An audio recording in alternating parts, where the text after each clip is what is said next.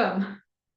Well, tonight is part 2 of our 4-part series, Spring is Coming Up Weeds, with Opal and Kim.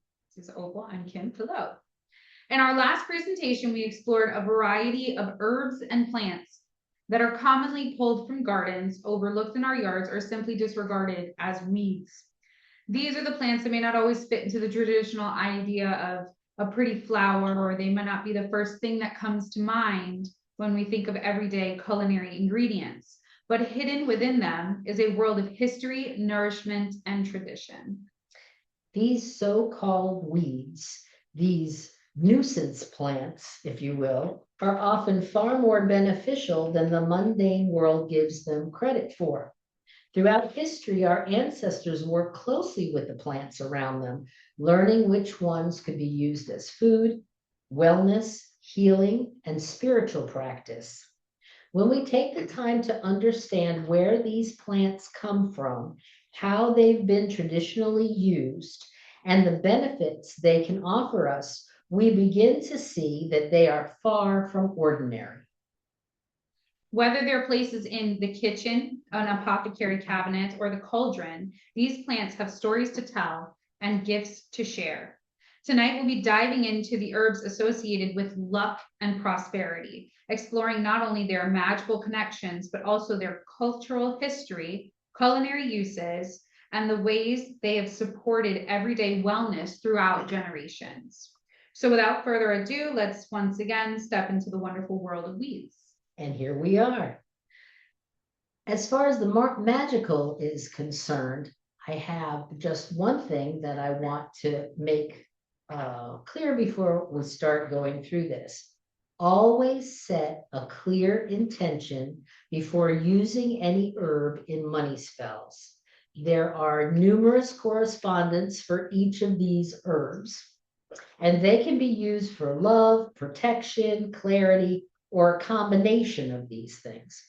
Focus on attracting wealth, protecting your finances, and maintaining positive financial habits to get the best results. Okay. So one of the first herbs that we're going to be going over today is alkanet. This is an example of how it can be used. But we have alkanet. It's a powder. Here. This one, here it is. This is alkanet. I will very carefully show you what it looks like. It's a little bit messy. It is. Alkanet is a beautiful herb native to the Mediterranean region, with a long history of uses throughout Europe, North Africa, and Western Asia. Oh, that is beautiful. Unlike many culinary herbs, alkanet was treasured less for its flavor and more for the incredibly deep purple pigment found within its roots. Historically, it was used as a natural dye for oils, fabrics, cosmetics, and even to add color to certain foods or beverages. In the kitchen, alkanet was traditionally used as a coloring agent rather than a spice. It was often used infused into oils or fats to release the color into them. And today, alkanet is mostly used externally with herbal oils, soaps, and salves rather than as a food ingredient. Medicinally, alkanet has been used traditionally in traditional herbal practices for skin wellness, much like calendula, later you'll see. Its roots contain a natural plant pigment and antioxidants compounds that made it valuable in topical preparations meant to soothe and support the skin. While it's not considered a nutritional herb today, it still remains a wonderful example of how plants have historically supported everyday life beyond just food. Alkanet, also known as Dyer's alkanet, is a vivid red purple dye, has a long history in both traditional dyeing and occult magic.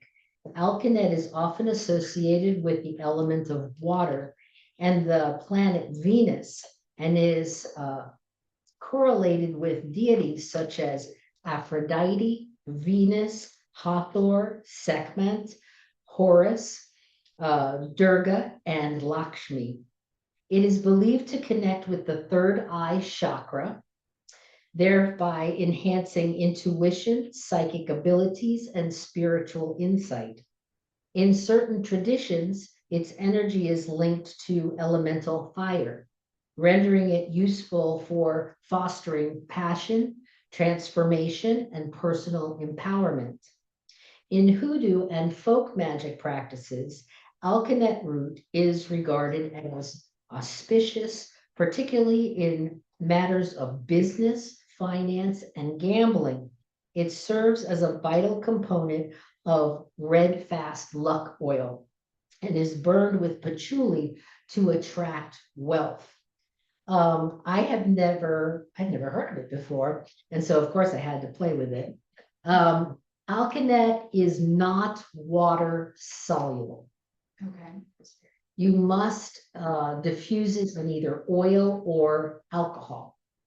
So what I did was I put powder halfway up this jar and then filled the rest with 91% rubbing alcohol. If I had had a bottle of Everclear, that would have even been better. Now, this has been sitting for about 48 hours. You can see there's really no residue in the bottom. No, it so doesn't look like any. it's really absorbing into the alcohol. This I did right away. I just poured some on this little cake of white.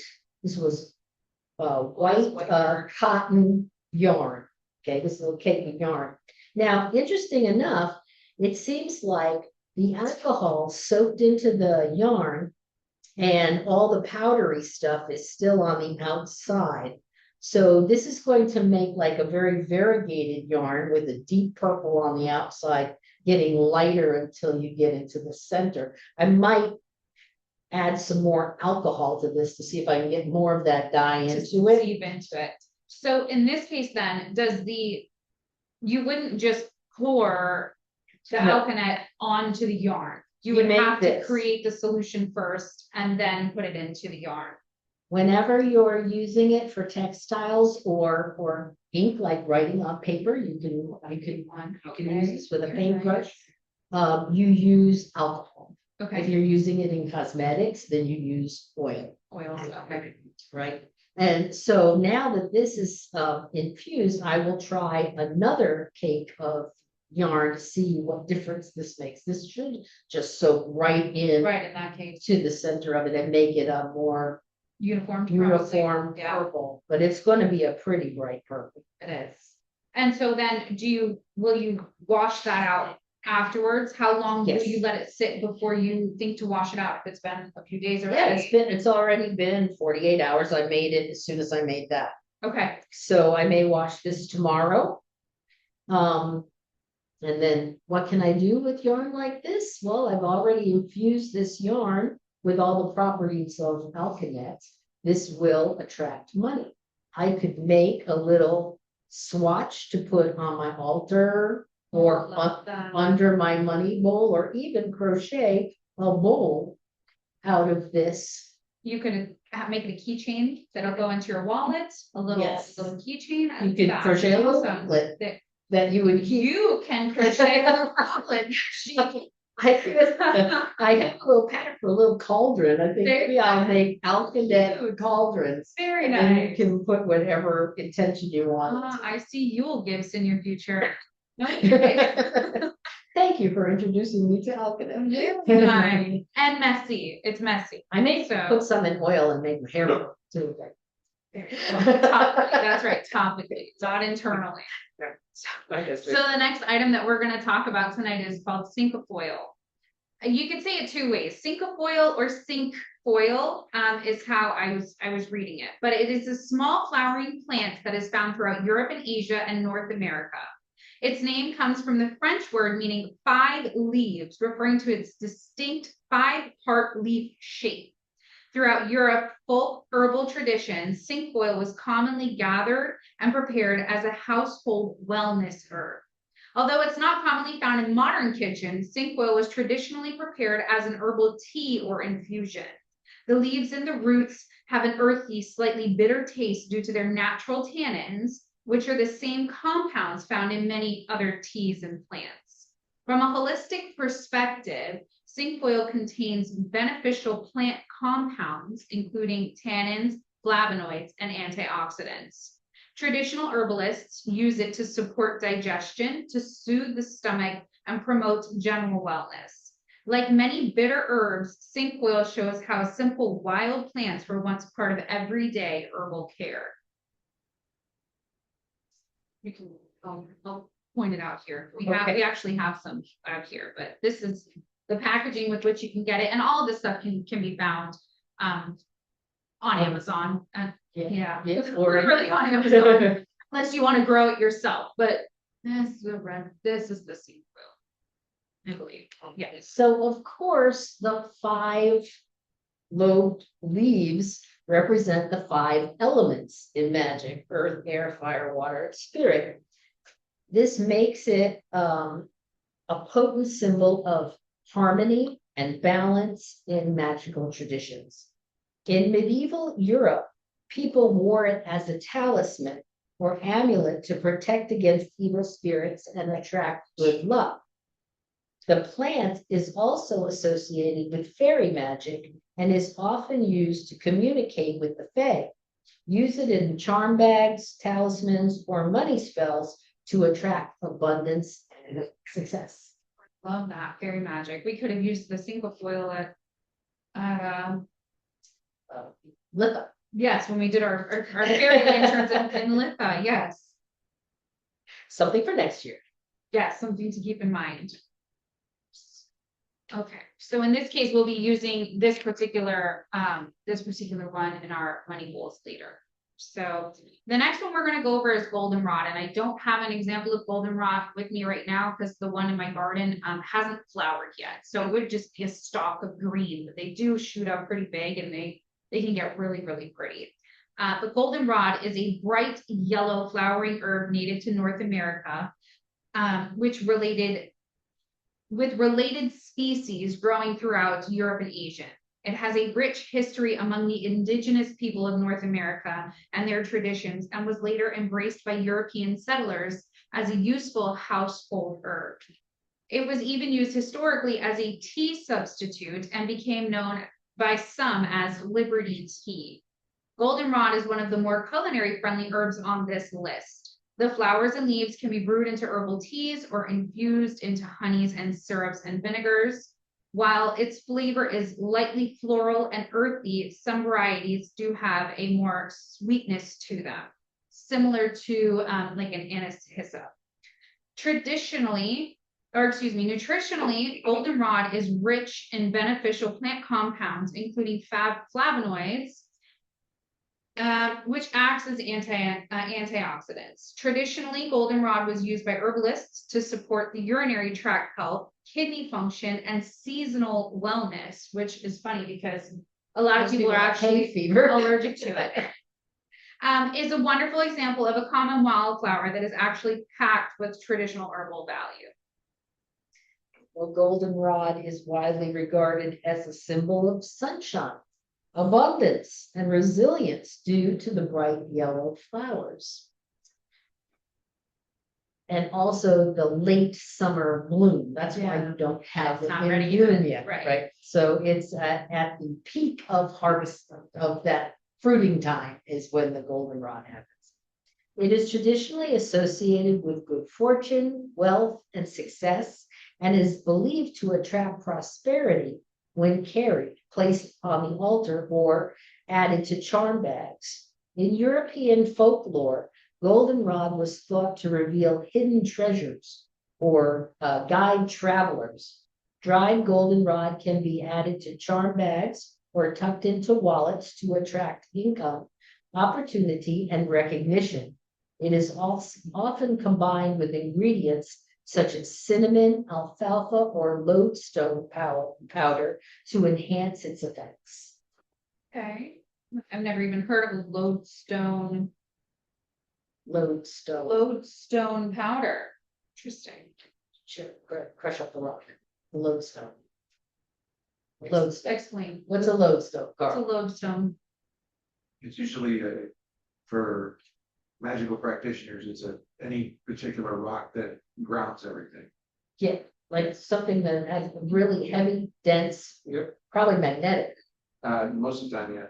Usually goes in the base of something to hold it. Okay. And it takes on the load.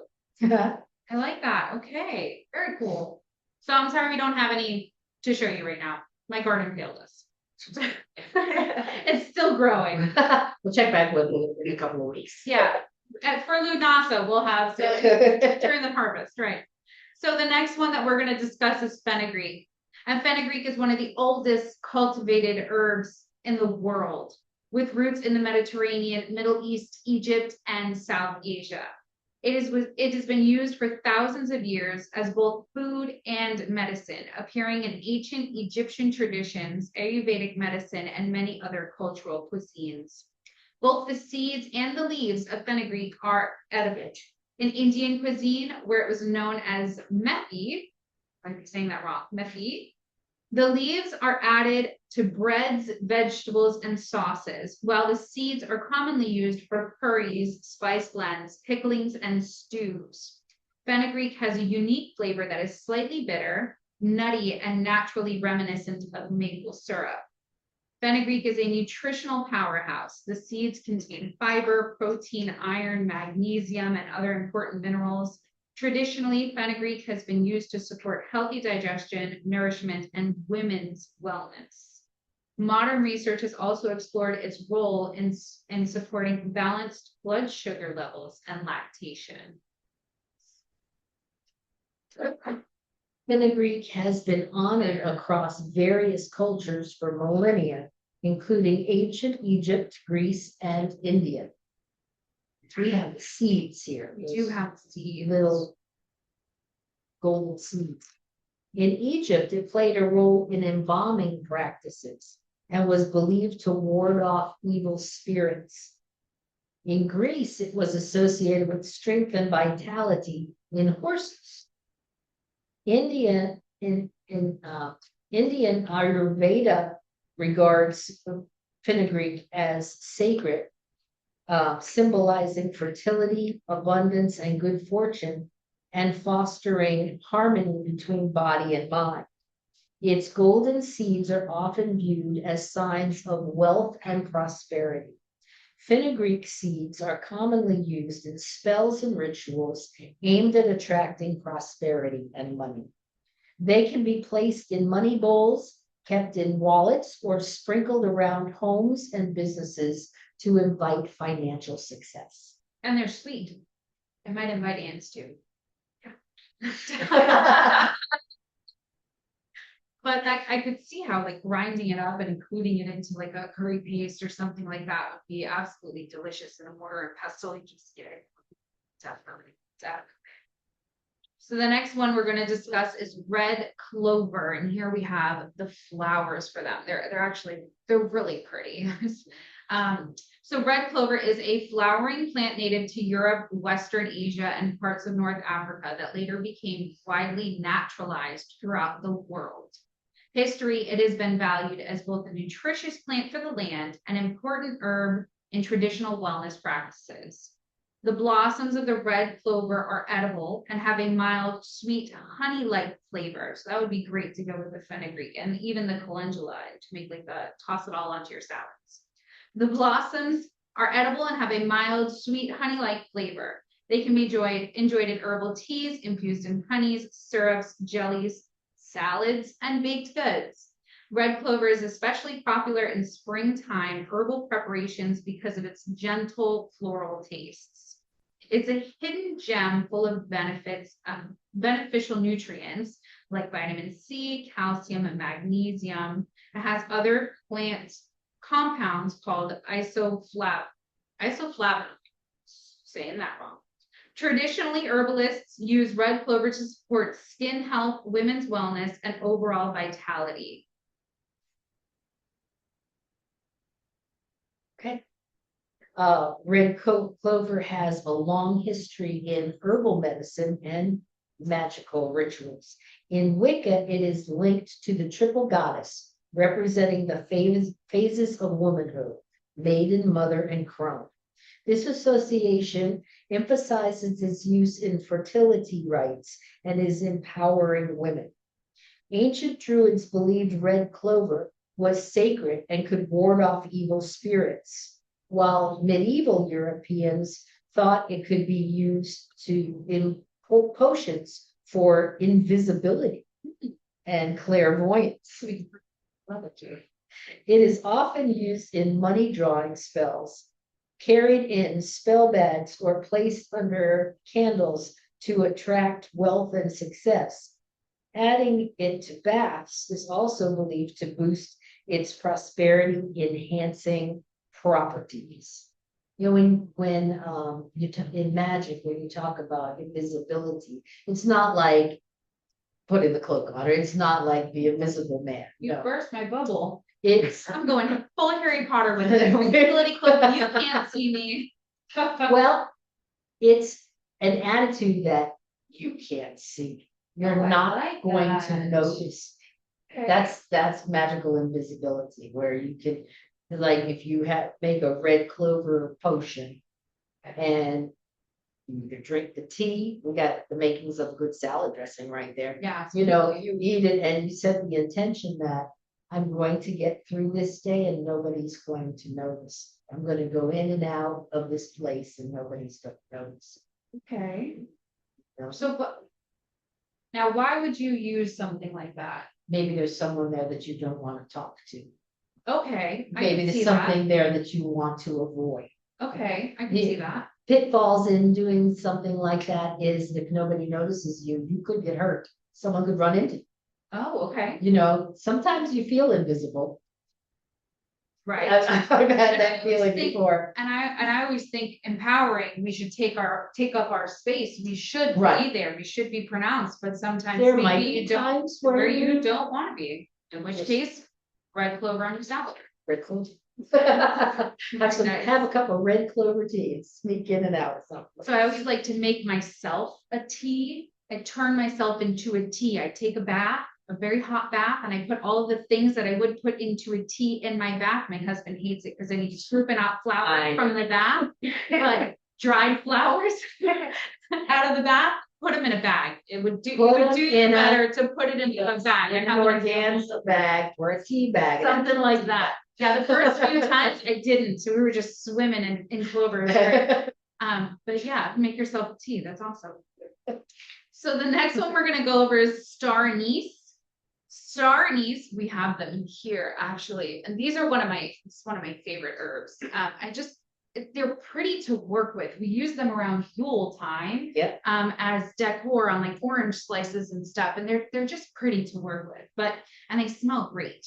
So star anise is a beautiful star-shaped spice native to southern China and Vietnam. It has been used for centuries in Asian cooking and traditional wellness practices and became an important spice through global trade routes. In the kitchen, star anise is well known for its warm, sweet licorice flavor. Is that what I was tasting in the cake you made earlier? Did you include star anise in that? I did not, No? but no.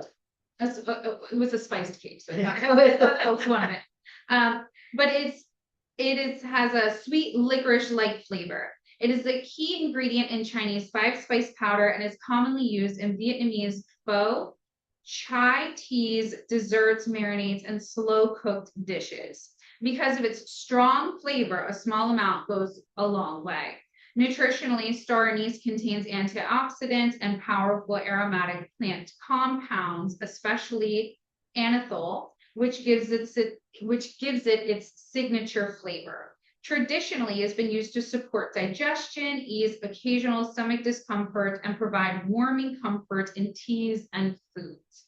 Culinary, star anise should always come from a trusted food source, since Japanese star anise is a separate plant and is absolutely not edible. Star anise is governed by the planet Jupiter and the moon. Jupiter is a planet that wants you to succeed all the time. It aligns with Sagittarius and Pisces astrologically. It is associated with the air element, symbolizing clarity, communication, and higher consciousness. Its star-shaped form, it signifies cosmic order, divine guidance, and the link between earthly rituals and higher wisdom. Traditionally, star anise is used to attract good luck and success.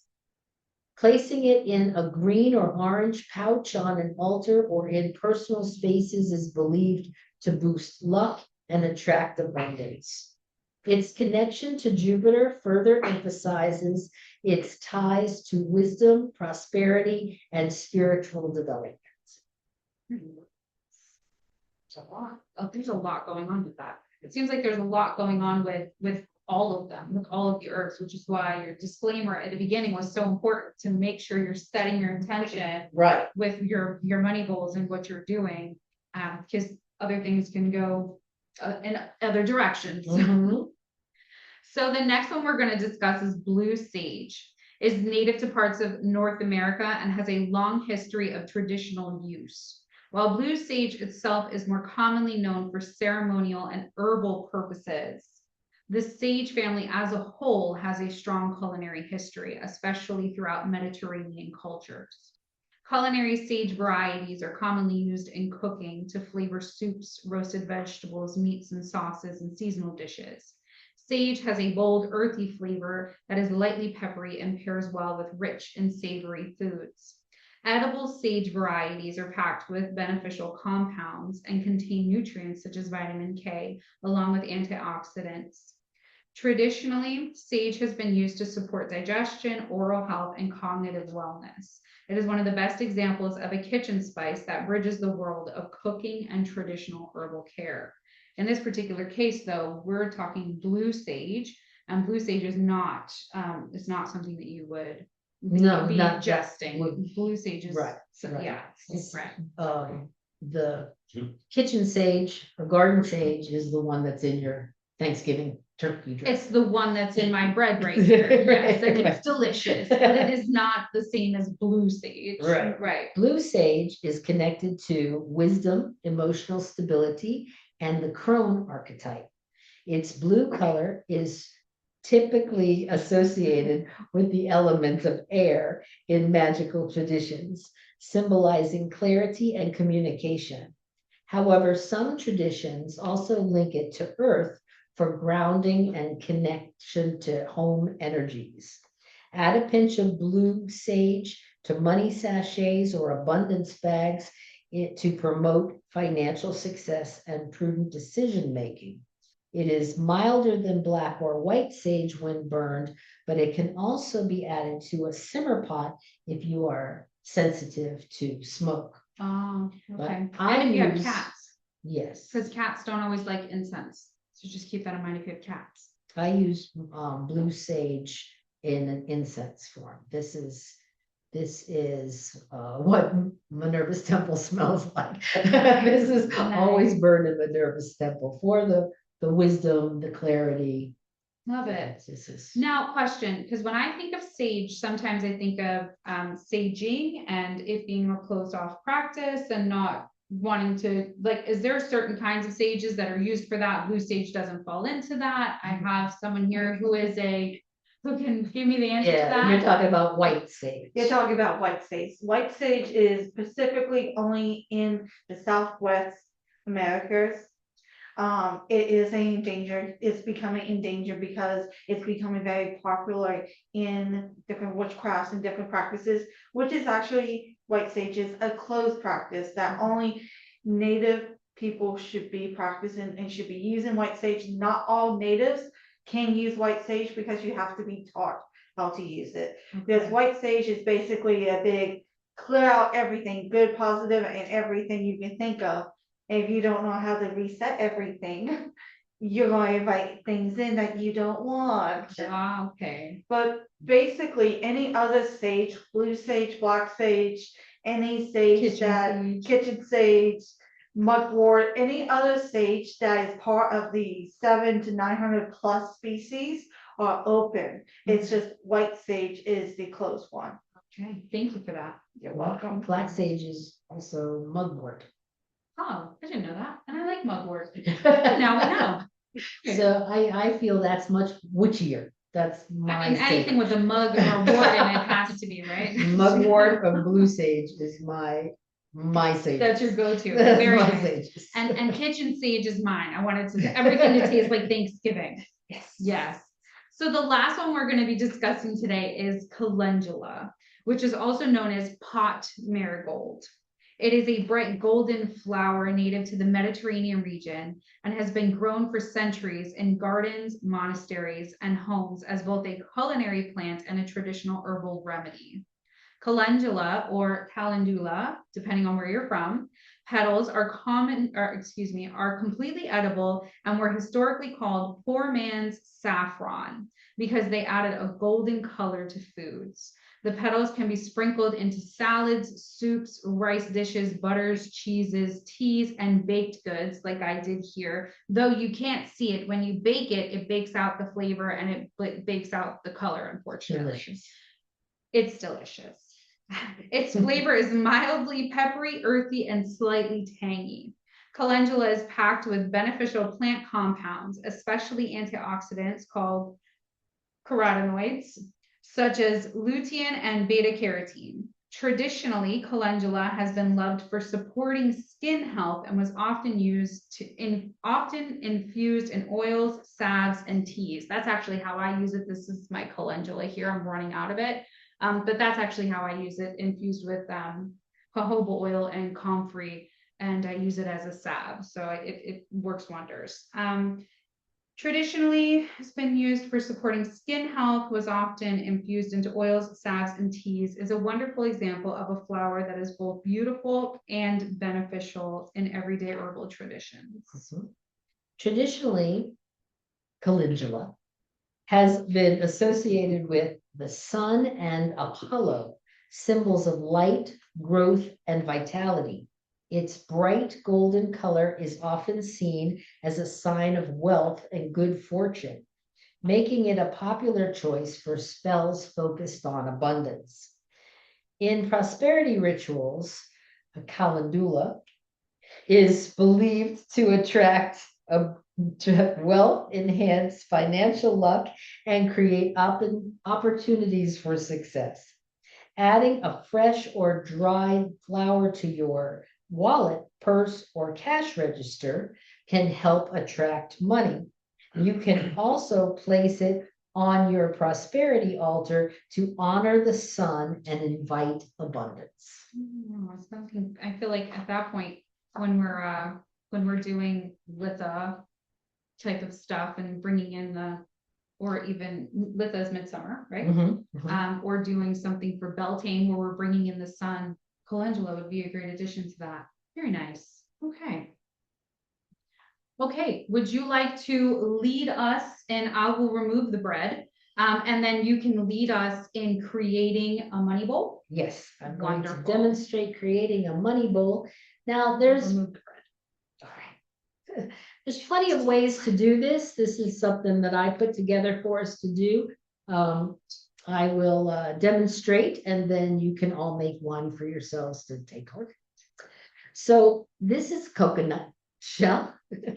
It's dishwasher safe. This is okay. It is an actual coconut shell, but it is processed to be a drinking mug. It's You're a hula party. or whatever. Yeah. Again, Amazon. I thought it would make a great money bowl because this coconut is a symbol of protection. This is going to protect our magic, protect our money, and keep it, draw it in and keep it there. But we still have to prepare it. Now, Carl Speaking helped. of, did you burn Yes, runes into here? yes, Carl helped us out here and burned a Fayou into the bottom of each one. So we have a Are you able rune. to see it? The rune for abundance Mom, are you able to is see it? burned into the bottom. No. Just put it right I see. into the Do I camera. bring it closer? Can you see? I see. You know, it's dark in one. No. It's dark Okay. in there. Sorry. I can shine a light if you need. Fayou looks like an F. There we go, now we can see it. Yeah. There you go. So we have the protection. This is going to be protecting our abundance right in there. And I'm going to cleanse the bowl. First, you want to cleanse the bowl in whatever way you usually cleanse it. I'm gonna use some of my blue sage so we can all smell the way it smells.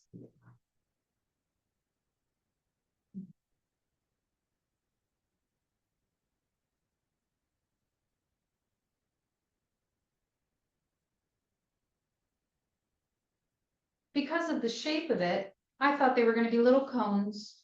No. I did, I thought it was gonna be little cones. Come on.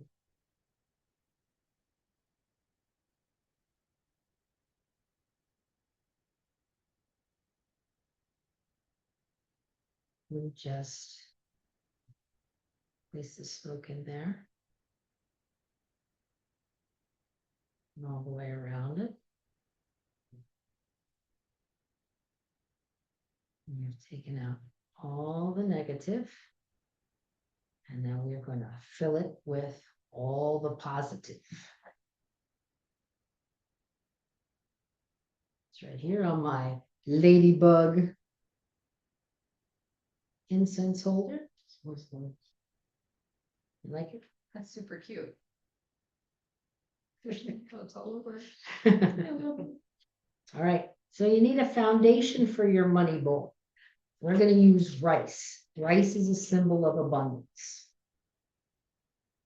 I'll pour. You can pour a nice little Is that enough?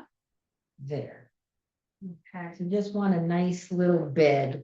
You can also use salt for this if you want. But I thought since it's a money bowl, rice would be perfect. And usually you add a candle of some sort, you know, a gold or a red or a green candle. So, ta-da. Now you can keep this in your money bowl and you don't have to light it.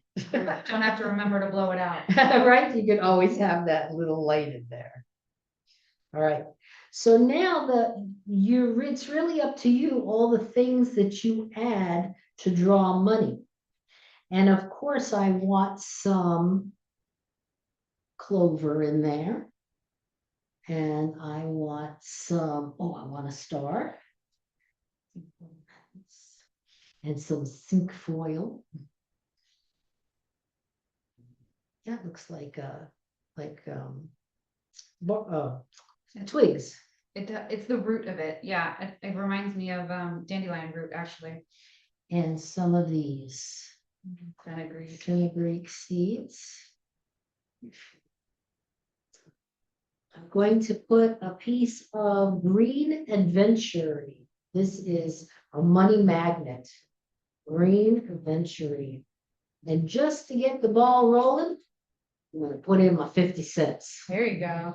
It's silver. That's also very good. That is a money bowl. Do we want to bring it to the camera? Into the camera. Now, where are you going to put your money bowl? I put mine by the front door. Is that a good place for it? That is one of a good place. It's a good place because you see it when you go in and out of your home so that it's reminded. Right. Now, if you ask someone that knows their feng shui, stand at your front door and you point at the farthest left-hand corner of your house. What's in the farthest left-hand corner of your house? Should be your back door? I have no idea. Whatever it is that's in that corner. In my house, it's the windowsill in the back bathroom. Okay. So I could put this in the windowsill in the back bathroom. Why? Because that would be the feng shui place to put it. Okay. And feng shui is With the art of arranging things to for the best energy movement. okay. That makes sense. That's also a place where you'd see it all the time when you're getting dressed in the morning. You can remind yourself, I am successful. Standing at my front door. Matthew's room gets it. Right. Matthew gets the money bowl. Got it. So what I like to add, Matthew's my son, by the way. You can put in that auxiliary money bowl in Matthew's. Matthew's gonna put his own money bowl in there. So what I like to add in mine Mhm. as well, and I've never done a money bowl like this before. So this is great. I love that we're doing this because this is just opening my eyes to all kinds of things. But I've actually done a gratitude bowl. Mhm. Every time something good or unexpected or lovely befalls me, I put a note, a token of appreciation, a dollar bill, whatever it is, into that bowl by my front door. I walk into my home and I put a trinket of some sort, a trinket of gratitude into that bowl. Could I continue doing that with the money bowl? Of Well, course, it's just like double the power. of Like, course, you can continue to add it.